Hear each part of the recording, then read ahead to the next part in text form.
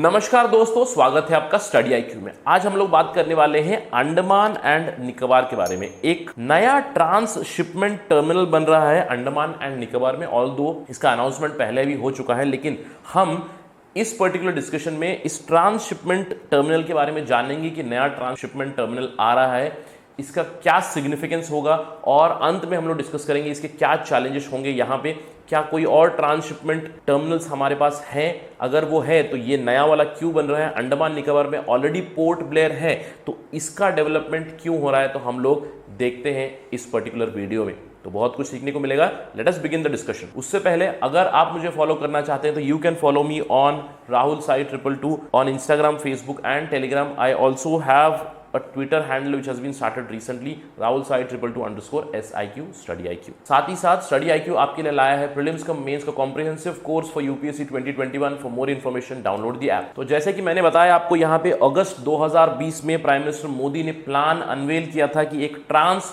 Shipment terminal बनेगा। कहाँ पे? ग्रेट निकोबार आइलैंड में बनेगा, और it is one of the islands in Andaman Nicobar islands. तो यहां पे ये कहा गया है कि it is a part of many projects that are in transit.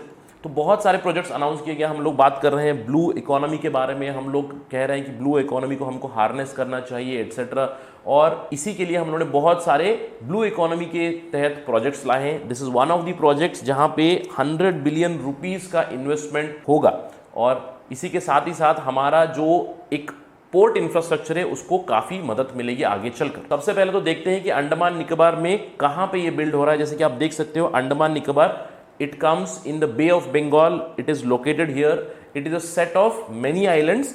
Andaman islands northern side में आते हैं, सदर्न साइड में निकोबार आइलैंड्स आते हैं, और अभी जो ट्रांसशिपमेंट बनने वाला है that is going to be created in the Great Nicobar, southernmost island in the Andaman and Nicobar. इससे पहले कि मैं डिस्कशन शुरू करूं, मैं आपको एक इंटरेस्टिंग फैक्ट बताने वाला हूं अंडमान एंड निकोबार के बारे में। अगर आप अंडमान निकोबार के बारे में बात करें, वहां पे 572 आइलैंड्स है, जिसमें 325 अंडमान में हैं और 247 निकोबार ग्रुप के हैं।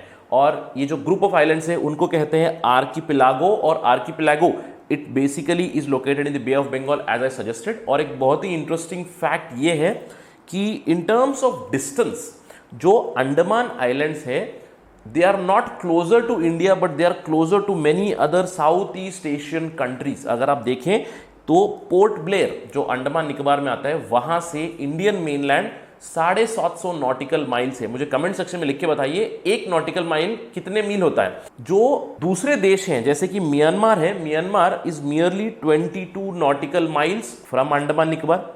Indonesia, it is merely 90 nautical miles from Andaman and Nicobar, and Thailand is only 270 nautical miles from Andaman and Nicobar.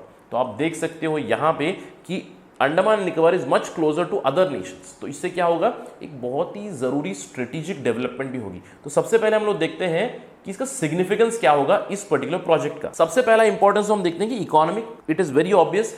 हम हार्नेस करना चाहते हैं अपना ब्लू इकोनॉमी, तो उसका आर्थिक सिग्निफिकेंस तो बहुत होगा ही होगा। क्योंकि अभी क्या होता है कि इंडियन शिपिंग जो बिजनेस है उसने काफी ज्यादा सफर किया हुआ है, क्योंकि हमारा पुअर पोर्ट इंफ्रास्ट्रक्चर है। प्रॉब्लम यह है कि जितने भी आप इंडियन पोर्ट्स देखोगे उनका शैलो ड्राफ्ट है। शैलो ड्राफ्ट मतलब अगर कोई शिप है और उसके जो वाटर में बेसिकली तैर रही है उसके नीचे वाटर लेवल कितना है, उसको कहते हैं basic draft. And it all depends on the length of the ship, the width of the ship. Ship के साइज के ऊपर काफी ज्यादा ड्राफ्ट डिपेंड करता है। और अगर बहुत बड़ी शिप है, और नॉर्मली क्या होती है जो कंटेनर ट्रांसपोर्ट की शिप्स होती हैं वो काफी ज्यादा बड़ी होती है, उसके लिए ड्राफ्ट की जरूरत होती है, मतलब डीप वाटर्स की जरूरत होती है। लेकिन अगर आप इंडिया के पोर्ट देखो, स्पेशली ईस्टर्न साइड के और बहुत से वेस्टर्न साइड के भी, वहां पे काफी शैलो ड्राफ्ट है। इसका मतलब ये है कि जो हायर टनेज होती है, बहुत हैवी वेसल्स जो होती हैं, वो वहां पे शिप एंकर कर ही नहीं सकती है हमारे पोर्ट्स पे। क्यों? क्योंकि ईस्टर्न साइड पे it is very obvious, rivers हैं, डेल्टास बनी हुई हैं। ईस्टर्न साइड में we do not have much draft.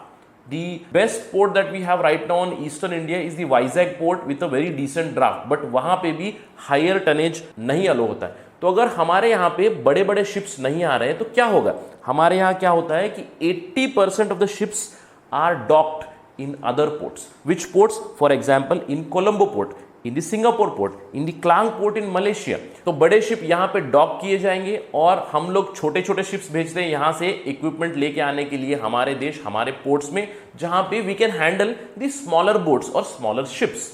इसका क्या नतीजा होगा? इसका नतीजा ये होता है कि शिपर्स दे हैव टू पे huge port handling charges in these transshipment portion. इनका मतलब ये है ट्रांसशिपमेंट मतलब वो एक टेम्पररीली शिप को खड़ा करेंगे, वहां से छोटे छोटे शिप्स में आप डिस्पर्स करोगे हर जगह पे दूसरे दूसरे मार्केट्स में। तो वी हैव टू पे ह्यूज ट्रांसशिपमेंट मनी।